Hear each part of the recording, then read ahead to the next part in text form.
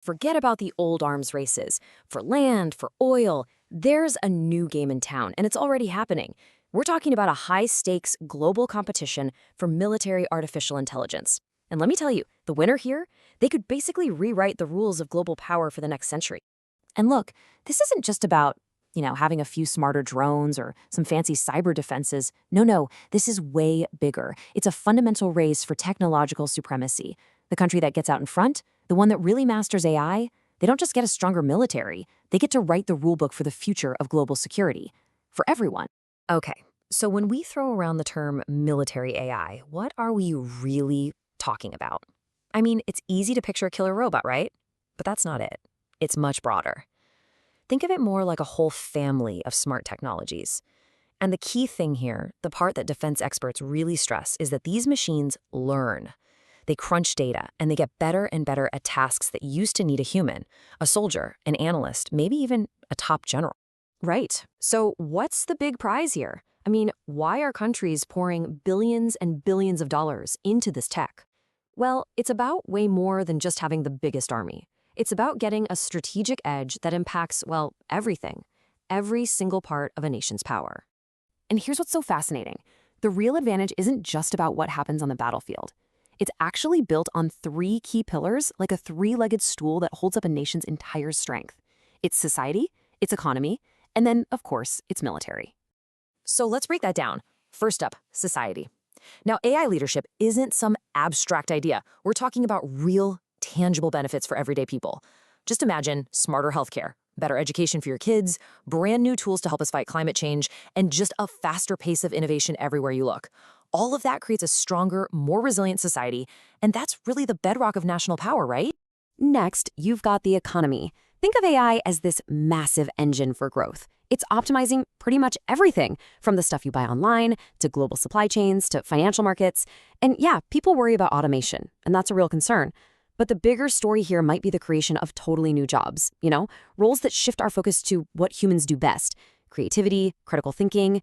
It's simple. In this century, a dominant AI economy is a dominant global economy, period.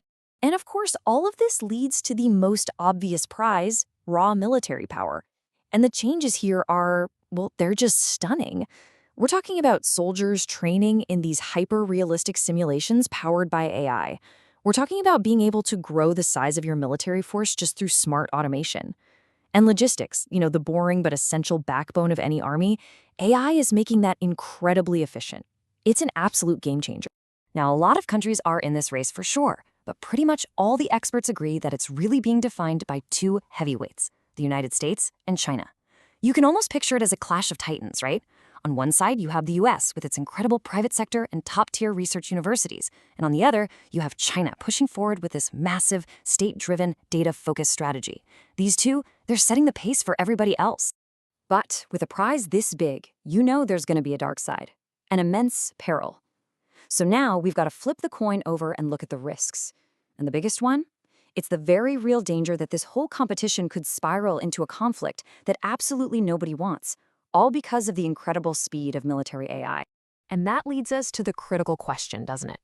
When you've got this super high-speed tech race between world powers, and there are basically no rules of the road, I mean, what could possibly go wrong? The potential answers to that question are, frankly, chilling.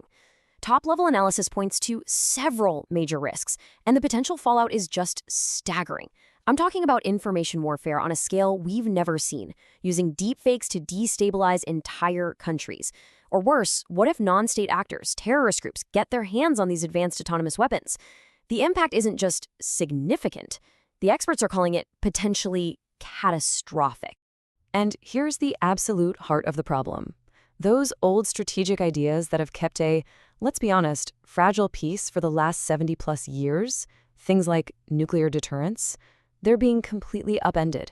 The old rulebook is pretty much dissolving right before our eyes because of this new tech. Let me show you exactly why. Traditional deterrence theory, it's pretty simple.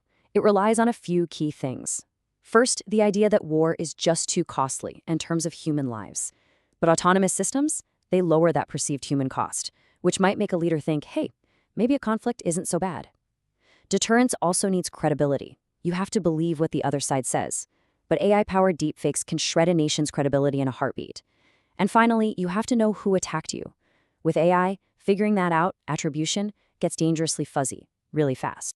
So, all of this leads us to the final part of this puzzle, and honestly, it might be the hardest part of all. How on earth do you govern a technology that moves this fast and is this complicated? You know, there's actually a perfect term for this kind of challenge. Experts call it a wicked problem. And it's not just wicked because it's hard.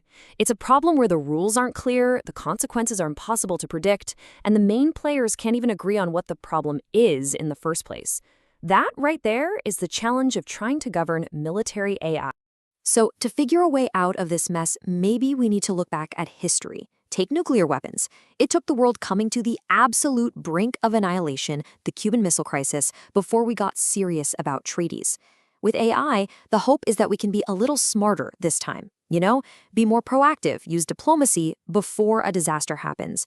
But that leaves us with two massive, stark questions. First, can we really build these guardrails before a crisis forces us to?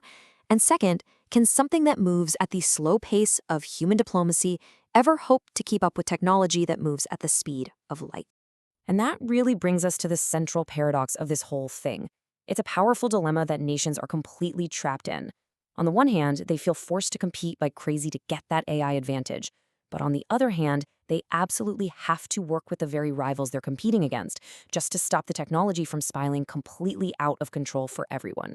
And so we're left with this one final, absolutely critical question. What we're watching is really a race between two possible futures. There's one future where nations collaborate and build the guardrails needed for a stable world. And then there's the other future, where unchecked competition leads us to unleash forces we can no longer control. Whichever path we choose, the answer is going to define global security for the rest of the 21st century.